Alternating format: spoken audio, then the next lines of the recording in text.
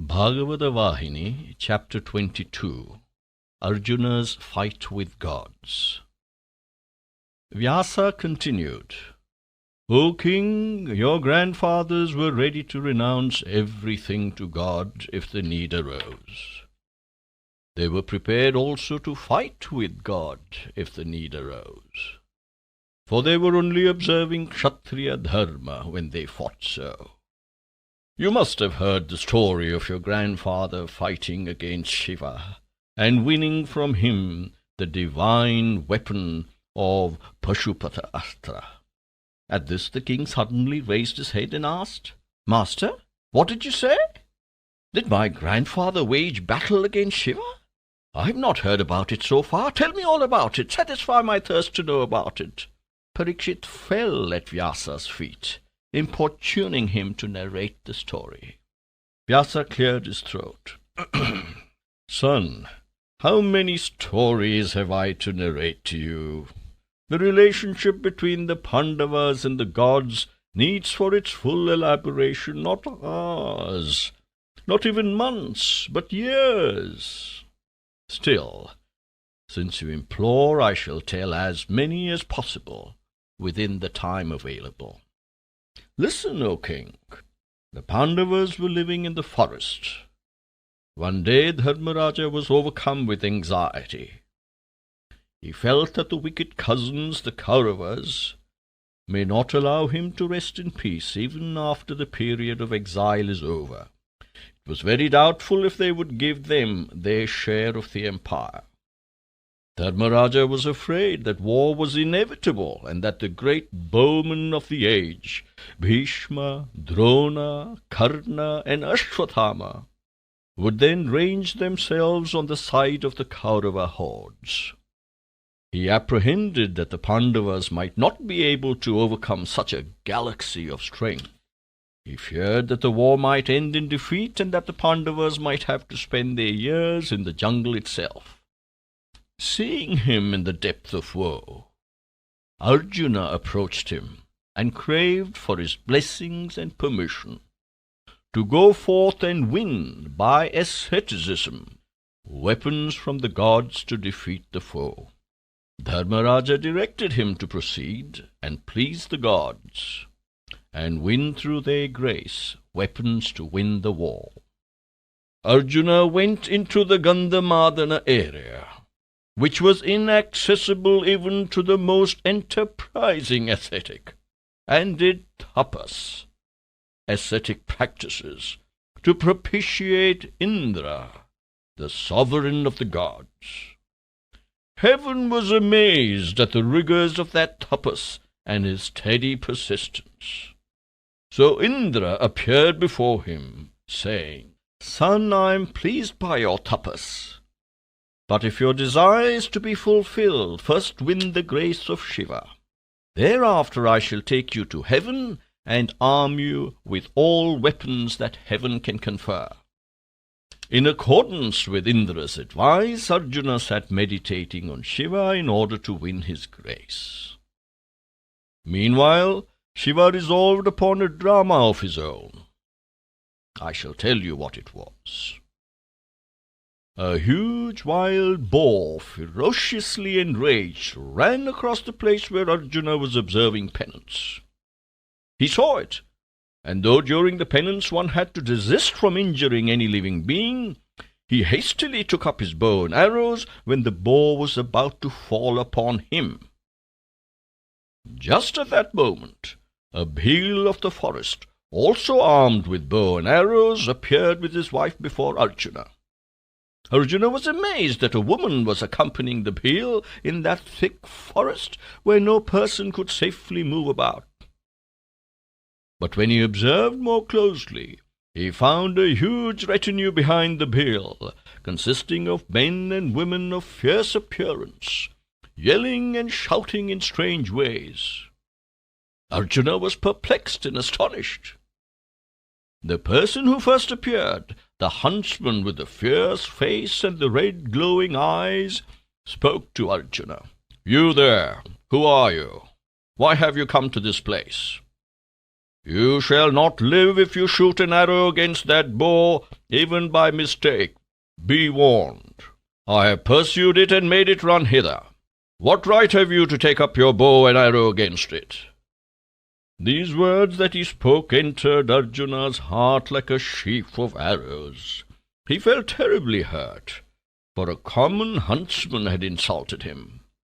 "The fellow does not know my name or fame, or else he would not have challenged me," he said to himself. He raised his bow and shot an arrow at the boar.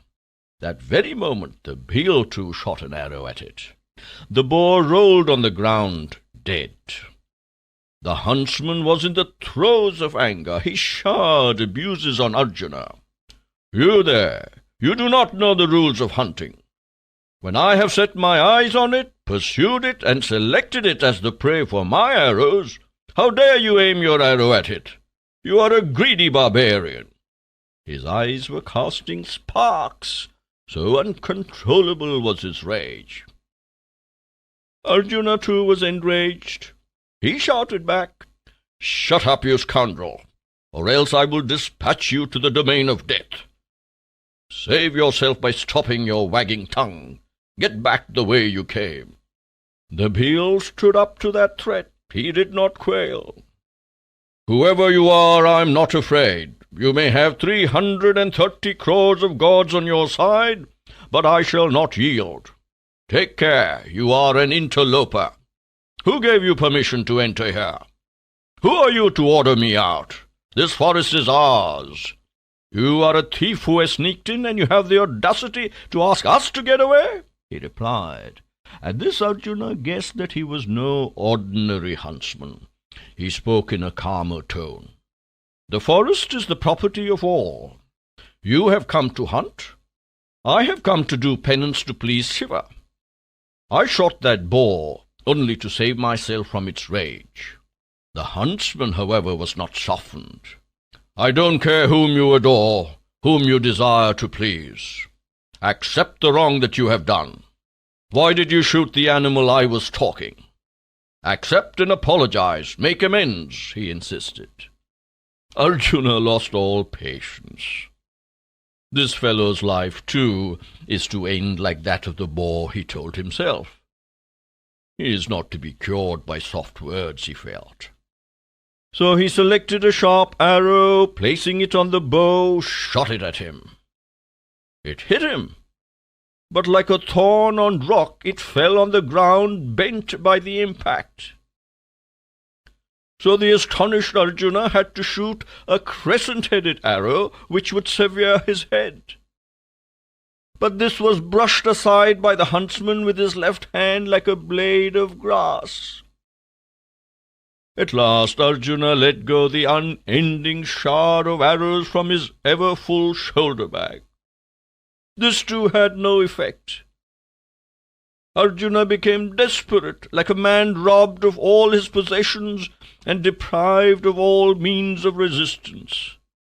He stood helpless and filled with rage. He was like a bird with clipped wings, a tiger whose teeth had been pulled out and claws cut, a ship without sails and rudder. He made an effort to beat the huntsman with the bow itself. It broke into fragments at the impact. Startled at this, Arjuna decided to use his fists, for they were the only weapons left. Girding up his loins, he fell upon the bier and wrestled furiously for sheer victory. The huntsman welcomed this new move with a hearty laugh. They struggled to overpower each other with such terrific holds and blows that it appeared as if two mountains were in mortal conflict. The birds of the forest were so frightened at the unusual din that they flew in terror far up into the sky. The animal denizens of the jungle stood and stared, sensing some great calamity that hovered over them. The earth shook, unable to bear the burden of the encounter. Despite everything, the Bhil was evincing no trace of exhaustion. He was laughing in absolute unconcern. He was as active as when the fight first began. Arjuna, however, was bathed in perspiration. He was gasping for breath. His fist was jammed and bleeding. The Bhil was unhurt and not in the least affected. Besides, when the Bhil once caught Arjuna in a light hold, Arjuna vomited blood. At this the Bhil burst into a cruel laugh and exulted before his consort with a meaning look. "Did you notice that?"